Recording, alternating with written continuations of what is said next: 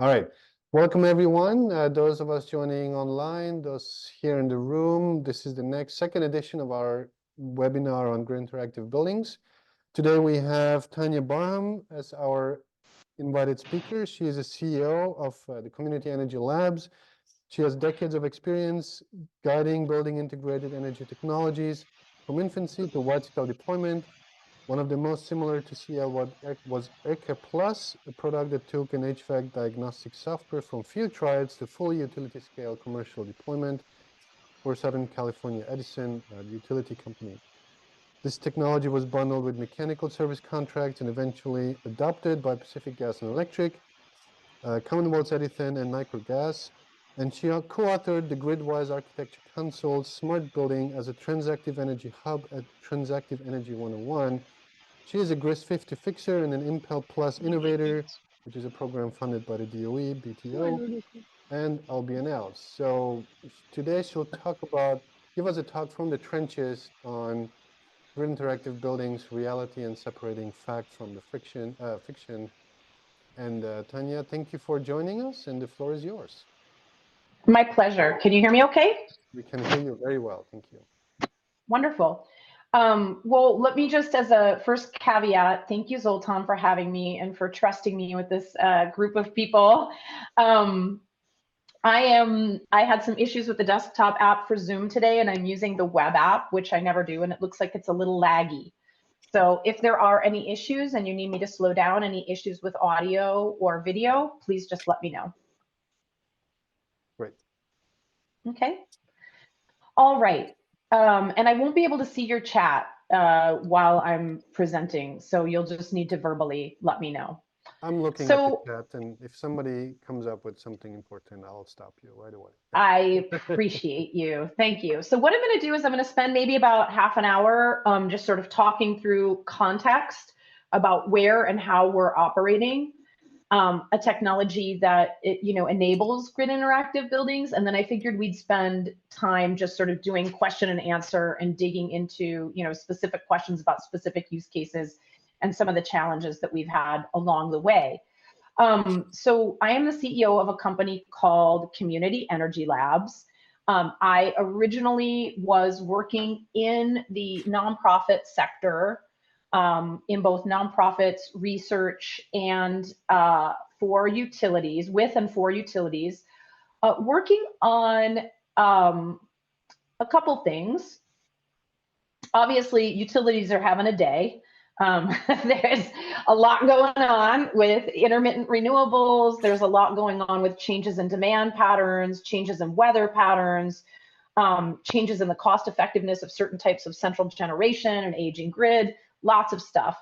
So at the time, we looked at distributed energy resources as a way to attract infrastructure investment that would typically go into large capital projects for upgrading the grid from utilities, but to attract that to communities that need economic development, need job opportunities, et cetera. So I was working with a nonprofit on using distributed energy resources like virtual power plants, microgrids, and as an opportunity to engage communities in conversations about how the grid is changing, to alert them to investment and job opportunities.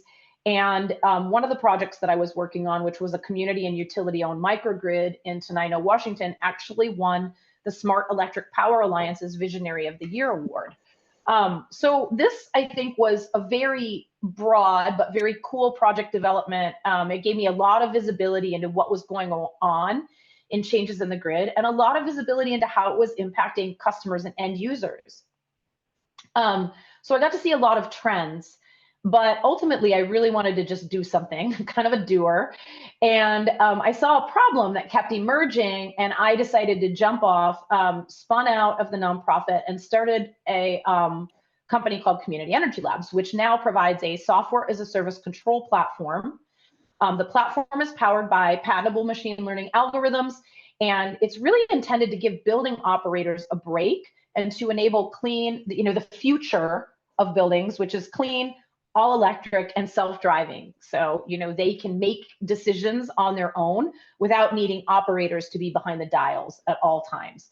And so what I'm first going to do is just walk you through sort of how I got here. Why did I go to buildings from the grid, you know? And I will say, like, there are days where I'm just like, why do I work with buildings? This is miserable. But as anyone knows, it's definitely a bowl of spaghetti. And then there are other days where I'm like, this is where all the impact is going to happen. And that's why I'm here. I have to remind myself that what is my purpose? What is the purpose of the people that work for me? Well, the purpose is that buildings generate close to 40% of global carbon emissions worldwide. So they are one of the biggest drivers of climate change. And within that, about 70% of those emissions come from operational electricity use, not just energy use, electricity use.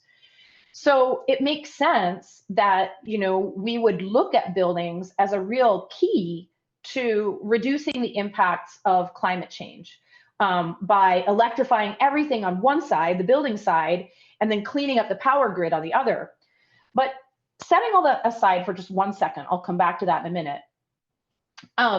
There is a problem that building operators have today, which I think is so deep in the weeds that when we're making these, you know, big moves in terms of addressing global carbon emissions and climate change, you know, it probably was not really something that we were paying attention to in terms of how it was going to be implemented and who was going to be implementing it. There is a problem that even today, which is what we talked, that energy management for building operators is already, even in the way that it currently exists, complex and frustrating. And we started to hear, as I was at the time in 2019, when I was working with these communities, we were having a lot of conversations with building operators, you know, energy managers, portfolio managers, mayors, city councils, and talking to them about decarbonization. And one thing kept coming up over and over and over again, mostly in the public and community sector. So disadvantaged communities, publicly funded organizations. And that's, we spend more right now on energy than almost anything other than labor. Most of these organizations, 80% of their operating cost is labor, but the next biggest expense is energy. Schools in particular spend more on energy than they spend on computers and textbooks combined. 30% of that spend is wasted. Their building portfolios are getting older and older. So we're focusing a lot, you know, a lot of regulations. We're, of course, focusing on new construction and creating new building codes that make sure that any new buildings built are efficient. And that's awesome. And I'm a huge supporter, efficient and all electric. But there are certain laws that are also being passed where regulators and utilities are really pushing these operators who own the 78% of buildings that are still going to be existing in, you know, 2045, when we're hoping to reduce carbon. They're really trying to push them to address greenhouse gas emissions from energy use. So they're not just passing tough building codes for new construction, they're also passing codes that affect existing buildings, such as Local Law 97 in New York or House Bill 1257 in Washington, which look at the operating energy use of buildings and levy penalties starting in 2026, 2027 for energy usage intensities that are above a certain threshold. At the same time, utilities are being pushed to decarbonize the grid. And that's really changing the whole supply-demand ecosystem. So buildings are changing, we're electrifying, we're adding electric vehicles, we're adding solar, we're adding batteries, and all those load curves that utilities used to set their prices, to set their whole business model is changing. And at the same time, the supply is also changing. So what they're doing is they're going to their regulatory commissions, or, you know, they're changing their prices to try to reflect that complexity and to make sure that supply and demand are better tuned and they're sending the right signals to customers. And this graph here, the reason I have this here is to show you how fast that transition is happening. So when you look at that, like, wall, that's over 100 million Americans now live in a community that either has time of use energy prices or time varying energy prices. It has carbon emissions goals. It has new building energy codes that are much more stringent, or it has building performance codes. And when you look at when that growth started to happen, it was about 2019. And since then, it's really just been, everybody is sort of adopting this. And Project Drawdown says, okay, well, building automation systems are a solution that could bridge that gap between what the utility needs to do and what buildings need to do. especially for commercial customers. For simpler buildings like residential, we already may have some good tools in terms of smart thermostats and increasing the adoption by consumers of those. And in some cases, like for new construction, actually regulating that those homes and buildings have to have smart and grid responsive thermostats. But Project Drawdown says, the rest of the market, the commercial market, has to adopt building automation. That's a solution that could bridge that gap and reduce about 7 to 11 gigatons of CO2 equivalent by 2050. But fewer than 10% of commercial building owners have building automation. And of those who do have it, it's often installed at the same time as HVAC equipment upgrades. That makes sense. When you replace your furnace, you often replace the thermostat too, or the controls layer. And so it doesn't often get tuned or updated, which is a problem in commercial buildings. And so we decided to address this really significant and underserved segment of the market by looking at automation solutions that could help these building owners not get sort of ground in the gears of decarbonization between utilities and regulators. And let's take a look at specifically one segment. I want to talk about publics. Public buildings make up about 30% of United States commercial floor space. So here we're talking about municipal government, state government, federal government, schools, and then there also is a whole segment beyond that that's like churches, nonprofits, et cetera. So let's take a look at their perfect storm. This is one school district. Kim here is a school superintendent, running a district that could have anywhere from 3 to, in this case, let's say Kim has about 23 campuses in California. Kim is struggling with a 40% increase in her utility costs overnight as a result of changes in NEM rates and time of use rates. We're not even talking fully dynamic or grid interactive yet. And Kim has a board mandate to cut building emissions by 2040, 2045. So when you look at cool, we get it, we get why, but when you look at who is going to do this and how, this is where it gets a little complicated. Most building automation systems to accomplish this bridging, they're costly and complex. So they're bundled with multi-million-dollar upgrades. If you're going to do an average like elementary school, just heating, ventilation, and air conditioning upgrade plus controls upgrade, you're talking anywhere from $1.5 to $3 million for just a very replacing rooftop units. Nothing super complex. Well, if you are Kim and you want to do that, you have to pass a bond measure. And partisanship has eaten everything. So there's one school district that we're working with in Washington that lost its bond measure by 1 vote. So you want to go out to market and get facility improvement bonds, you've got to get voters behind you. So many places that have more partisan politics, where there's a very high threshold to get that financing, for example, they need to get 60% or more, 2/3 of the electorate in order to pass a levy or a bond. It's becoming harder and harder to pass those bonds and to finance those expensive upgrades. Furthermore, even if she does have the bond, she's got to navigate a lengthy procurement process to pay for a capital project like that. It can take years to go through that procurement, and then the actual install is going to disrupt her ability to use that space to feed kids and provide services. And we see some school districts in particular, or publics, who are also navigating things like learning loss as a result of COVID. And so they're wanting to have more instructional time, not less. And so the amount of time that they have for these big capital projects is constrained. Her other option is, okay, let's keep doing what she's doing. She's got, and let's go back here for a second to this building automation system. What you're seeing on my screen here is really what's considered best in class. This is a building control system, and I am not kidding. There are investors who hear me say this and they think, oh, this is a joke, but this is not a joke. Glenn here, also many publics have dwindling budgets. So they're, especially in less populated areas or rural areas where your tax base is declining, they don't have increasing revenue, they have declining revenue. So their buildings are getting older, their maintenance burden is getting higher from those buildings and those systems, but their budgets are declining, and they have fewer people to maintain the systems, and the people who are maintaining them are getting older and retiring. And we got rid of trades education in the past couple decades, so there are fewer people to fill those spots. So you've got Glenn here who works with Kim, and Glenn is literally like raking mulch, cleaning up vomit in hallways, plugging the holes and like aging equipment in buildings.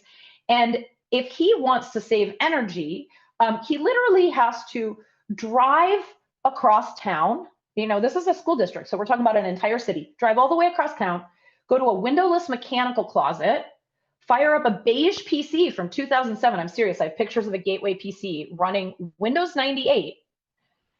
Log into this system, navigate through 30 waterfall menus just to change the temperature set points or the schedule in one zone. I mean, it's insane and not sustainable. Now, if that district is lucky and if they've managed to do an upgrade, and let's say they have a web API for their building automation system or a smart thermostat, you know, Kim is still just tracking energy costs in a spreadsheet and then sending Glenn's crews out either to manually program hundreds of devices or maybe from a web interface. I mean, some of these districts might have 2,000 rooftop units that they're managing over a territory of, you know, hundreds of square miles. Literally just farting around with set points and schedules, hoping that they can chase demand charges, time of use charges, et cetera. So several years ago, we partnered with, like before I started, just at the beginning of starting Community Energy Labs, partnered with Southern California Edison and the Electric Power Research Institute to explore ways to help publics, and in particular K through 12, adapt to, you know, the utility at the time was like, well, of course, we are moving to time of use rates. You know, there's too much solar at times that we don't need it. So we're changing the pricing of solar to reflect that imbalance. We don't want to keep curtailing renewables. This all makes sense. And of course, our customers will just, you know, they'll just do whatever they do. They'll just adjust their controls and that should be easy for them. And I think they were very surprised to find what, you know, I've sort of just explained to you in miniature, which is that most of when they got deep into the details of how these facility managers, and we had, I think, 30 facility managers from public buildings, schools, federal buildings, et cetera, from all over the country, do a 12-hour workshop over 6 weeks that really dove into a lot of these issues with the utility. They were very surprised to find that most of the systems were just too complex. The users, the average user for these systems, about 45% of the end users have only a high school diploma.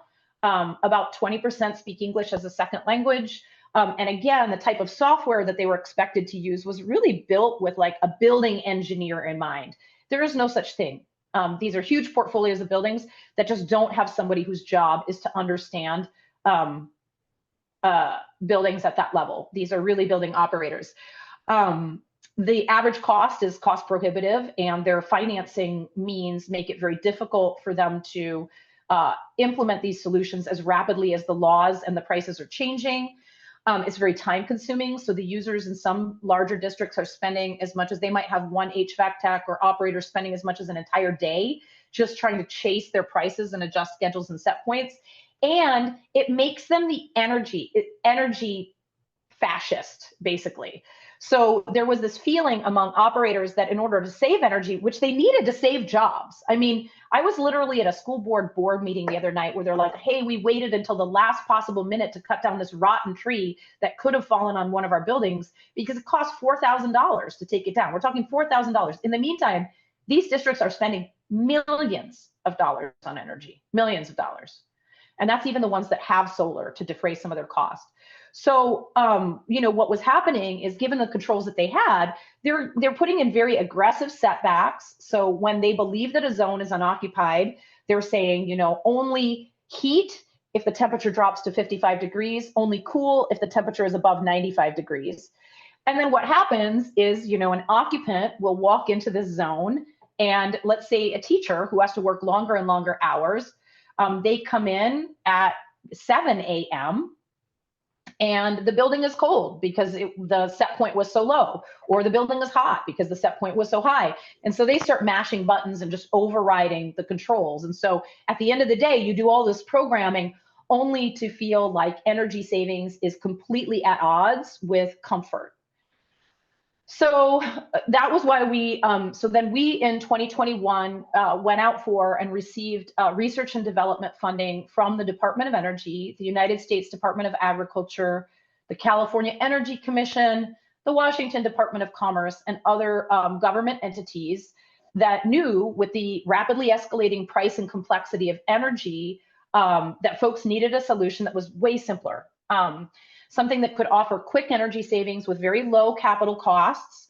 And so we received, I guess at this point, maybe around $4 million in cooperative research agreements with the national labs, measurement and verification agreements with the University of California Center for the Built Environment, and then just funding to pioneer a technology that's been used extensively in large and wealthy buildings, but has very little field application in the kinds of buildings that we're looking at here, either smaller organizations with lean staffing or folks who have difficulty making the kind of big retro commissioning capital upgrades that are typically thought of as the way to retrofit these buildings. So in a nutshell, I know that this is a pretty technical audience, but I'll explain in a non-technical way what the technology essentially looks to accomplish. I like to say it works in a similar way to how Snapchat bunny ears make a quick and dirty physical model of a human face, and then they sort of follow the face around the screen. Well, our model predictive controls use AI. They look at the physical structure of the building, so U values, window to wall ratio, user inputs. Typically, one of the biggest constraints that we're using in our machine learning algorithms is comfort. So a user will say, we absolutely need to maintain a measured indoor air temperature of between 70 and 74 in the summer and 68 and 72 in the winter. So that's an input. So it's looking at structure of the building, user inputs, utility prices or signals. And that can be any kind of a price or cost function that is related to energy. So that can be a marginal operating emissions rate. It could be a price per kW per minute. It could be any number of things. So it could be a time of use rate, flat rate plus demand charge, a mower, anything that says there is a price associated with every unit of energy that we use. And then also data-derived insights. So things like real-time weather feeds, solar installation feeds. It takes all that data, and just like Snapchat, it creates a quick and dirty physical model of the thermal dynamics of the building. And then it operates the building HVAC controls as close as possible to that optimum in real time, well, every 5 minutes. And in doing so, it's not just saving money, and it does save a lot of money, 20 to 30% on average, about 10% energy efficiency during operating times, and 20 to 30% reductions in HVAC peak, which constitutes about approximately, at least in schools, about 80% of their demand peak and about 40 to 60% of their operating kWh. So it's not only saving a lot of money, it's also saving hassle because it's very hands-off. Again, the manual way that most people are structuring their controls is by using very aggressive setbacks, and then maybe trying to stagger equipment operation, but with no awareness of how that will make users comfortable or uncomfortable, and then users end up overriding those controls at the end of the day. So in 2022, so we received funding in 2021. In 2022, we implemented our first demonstration. So at that point, we were really just testing the prototypes. So it was all just theoretical algorithms at the time. And so in 2022, we converted those into Python code, ran it over an AWS cloud, connected to either a building automation system head end that speaks BACnet to the devices, or through a manufacturer cloud API, and said, okay, will this produce the result that we want? We implemented it at 2 campuses, one in Tacoma, Washington, one in a coastal region of California. And I think about 3 buildings, something like 10 thermal zones. So, and we did publish a paper on that. It is in the peer-reviewed Journal of Energy and Buildings. You can find it on our website, and I'll put the link in the chat when we go to Q&A. And we definitely found that we were able to use this algorithm to shift energy. So then we set up a pilot where we used some of the funding, research and development funding, to pay for a series of field demonstrations. So we now have the technology installed at 24 campuses in Oregon, Washington, and California, I think 7 different climate zones at this point. And so what happened was, we worked with the utility providers or the districts themselves to choose a diversity of different building and system types. So mostly we are working with rooftop units, heat pumps, VRFs, or anything that has a 1-to-1 zoning between a thermostat and the thermal zone. And we have a separate algorithm that is testing for variable air volume systems. So in 2023, the campuses that we did were mostly focused on that, the algorithm that works with unitary systems. So we went out and we tried to find a good diversity of building stock, age, climate zone, age of equipment, different control systems. We then, moved through, looked at their buildings, their building drawings, typically did a half a day to single day audit of the buildings. Mostly they were looking for electrical infrastructure, controls details, but also double checking what we thought we knew about the equipment and the buildings.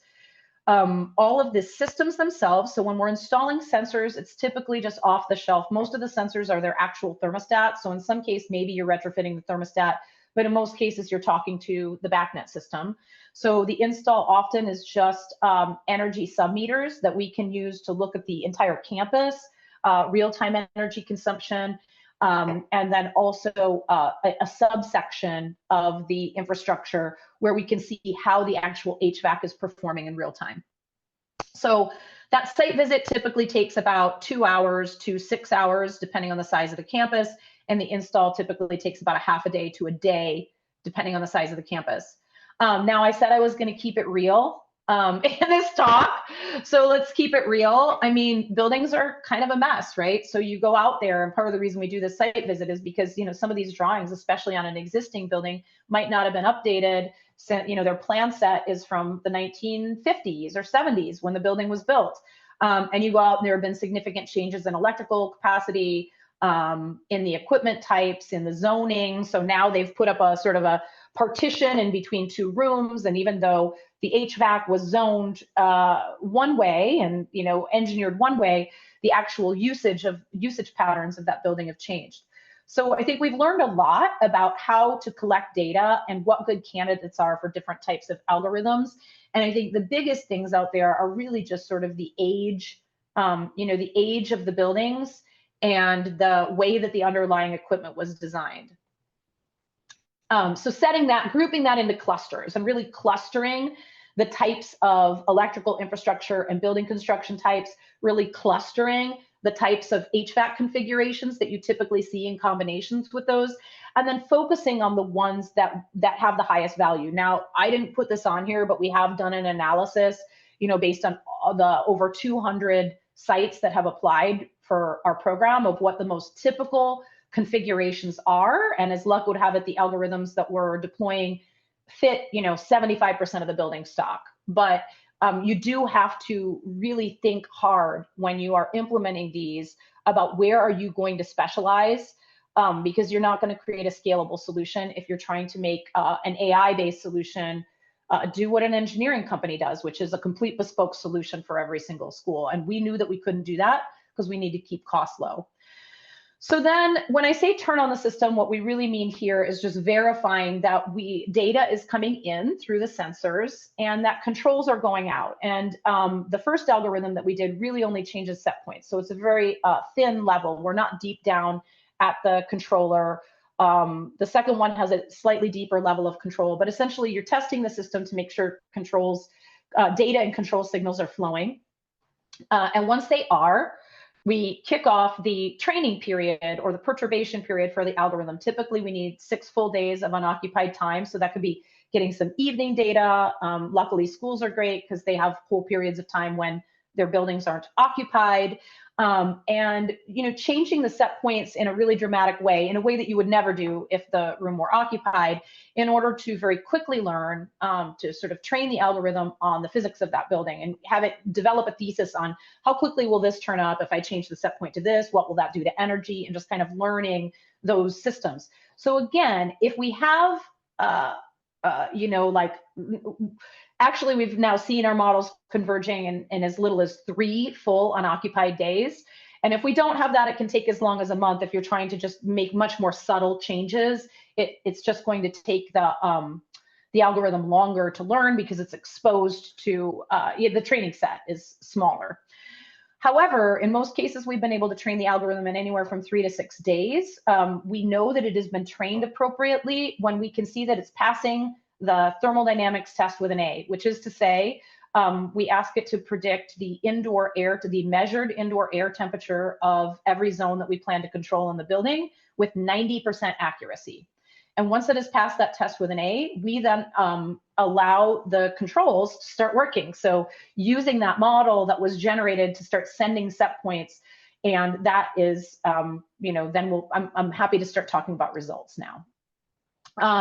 So I'll take about 5 minutes to go over some of the results from that early trial.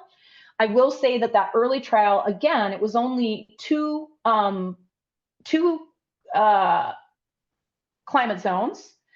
One was a single building with, I think, 5 thermal zones. One was 2 buildings with 6 thermal zones. So this is the data from the 2 buildings with 6 thermal zones in California.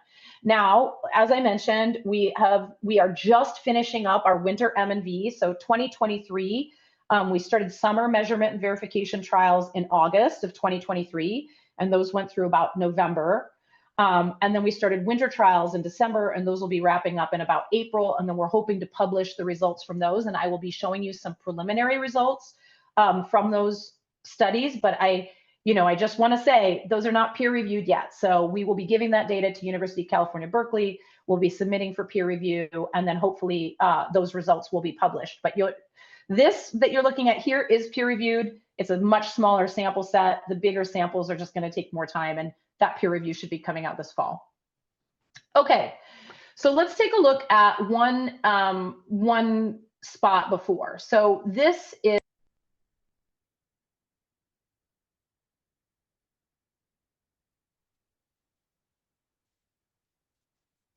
Tanya, we lost your voice. I don't know why, but we can't hear you. 1 second, maybe it's on our end.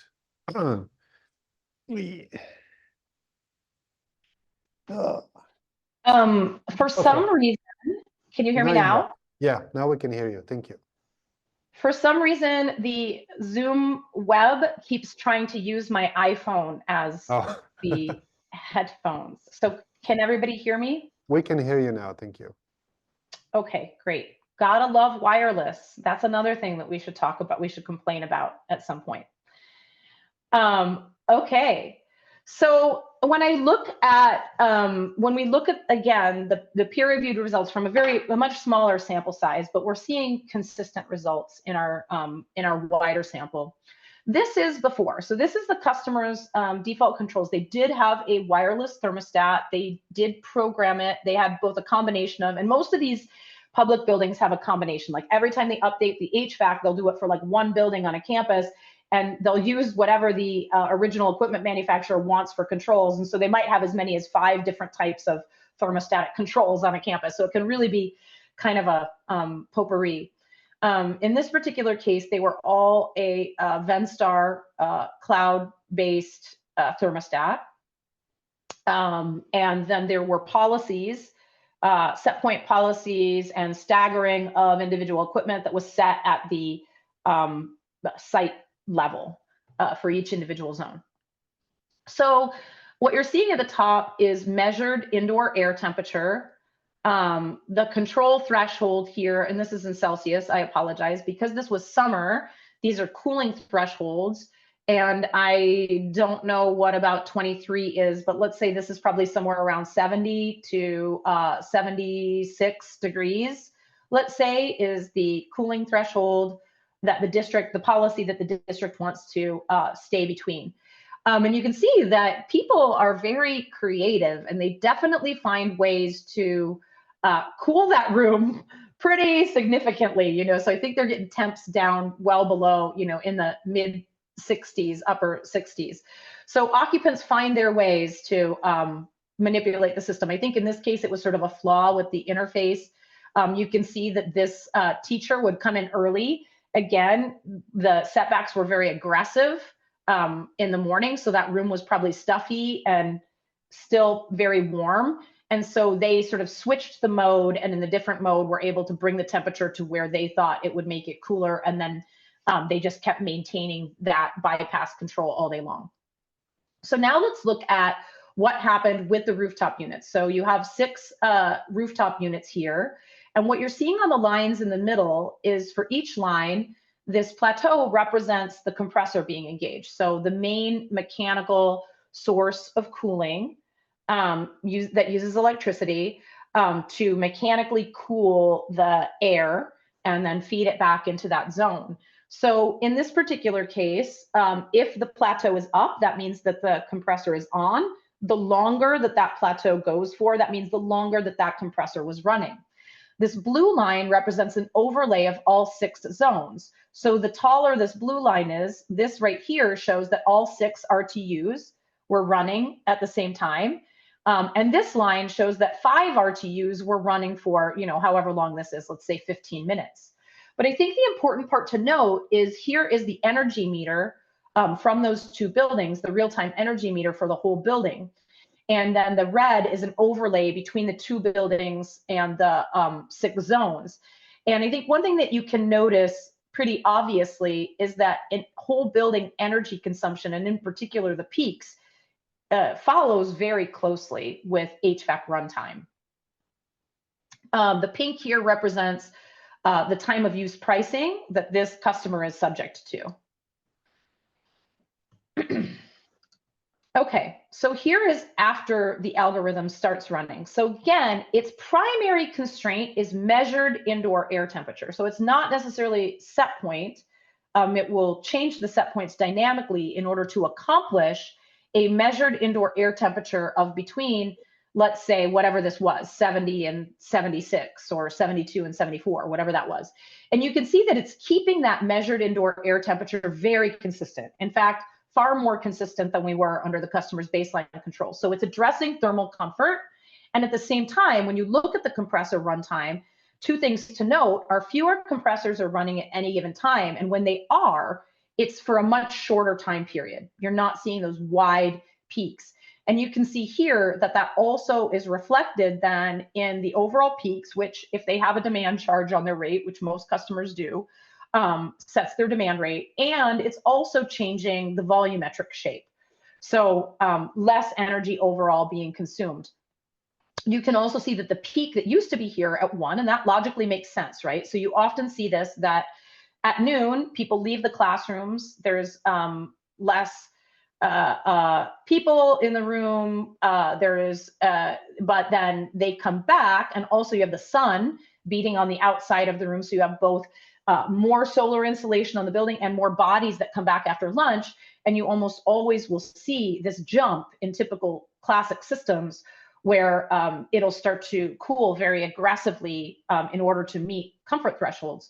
Well, in this particular case, you see some shifts in that peak to earlier, lower cost times of the day, and then it's just attempting to sort of maintain that measured indoor air temperature ahead of that peak. About 16% volumetrically of those time of use kilowatt hours were shifted to a lower price threshold.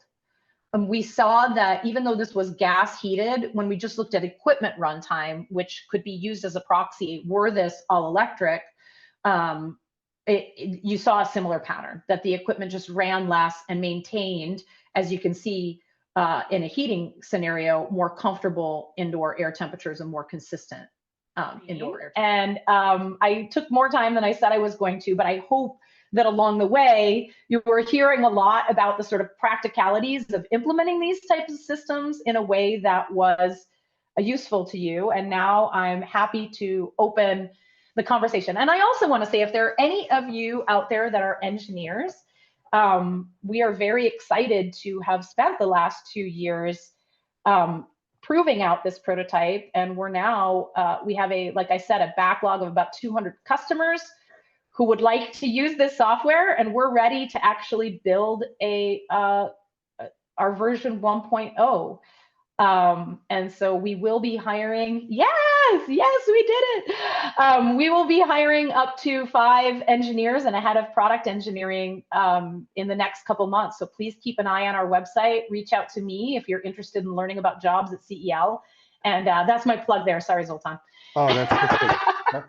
You're very welcome. Thank you so much. Give a round of applause here virtually and on site. Thank you, Tanya, so much.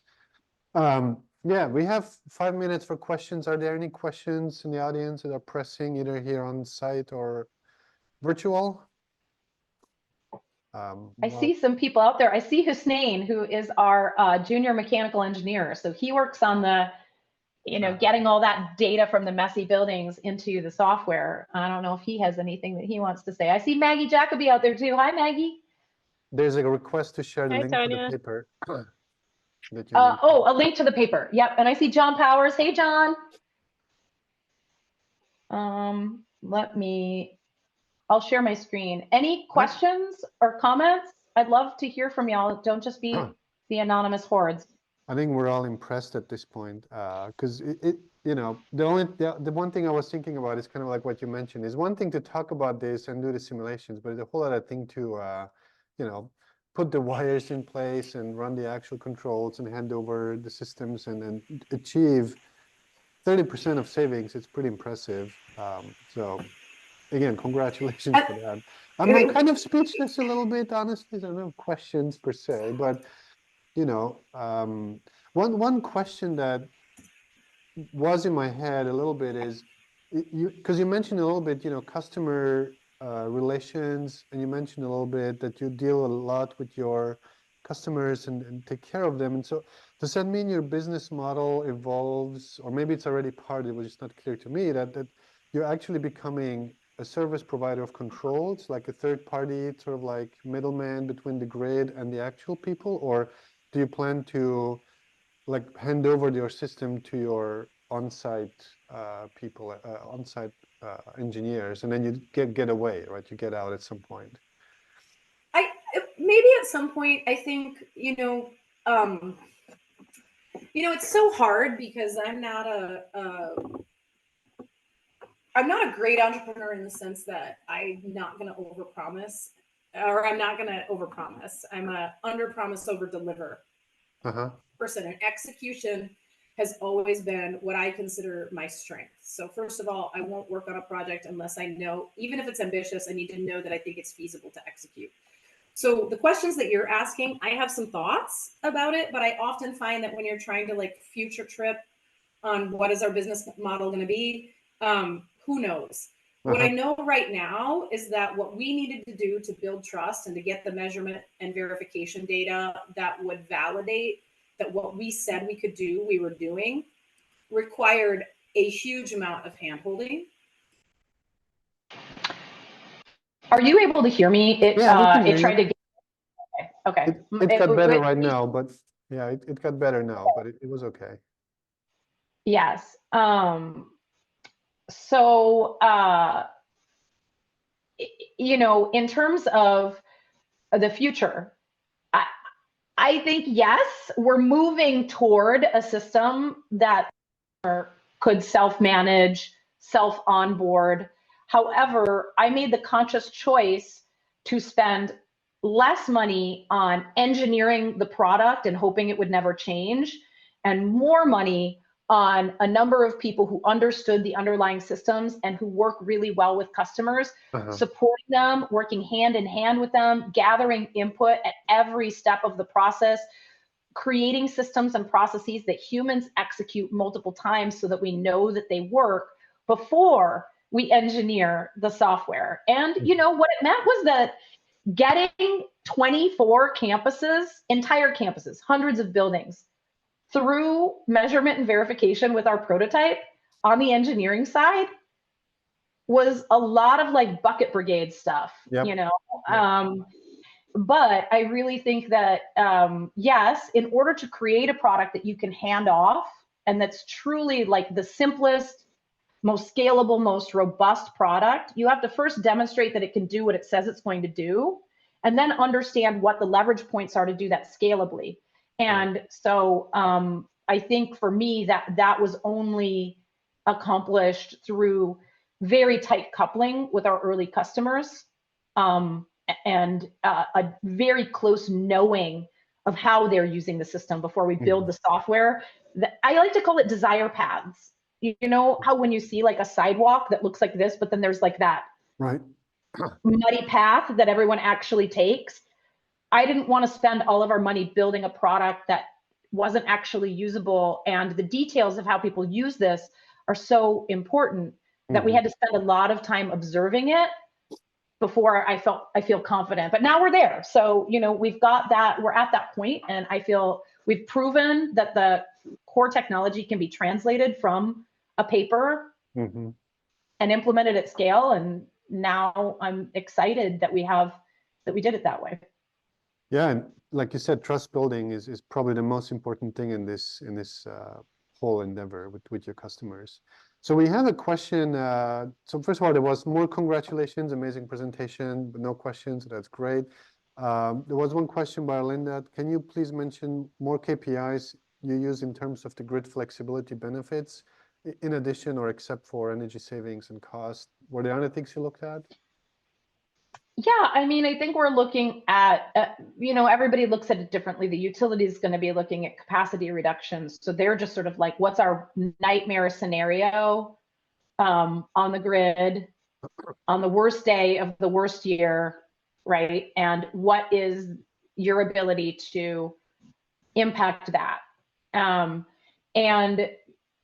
we think the best proxy for that is 15 or 30-minute rolling KW or demand.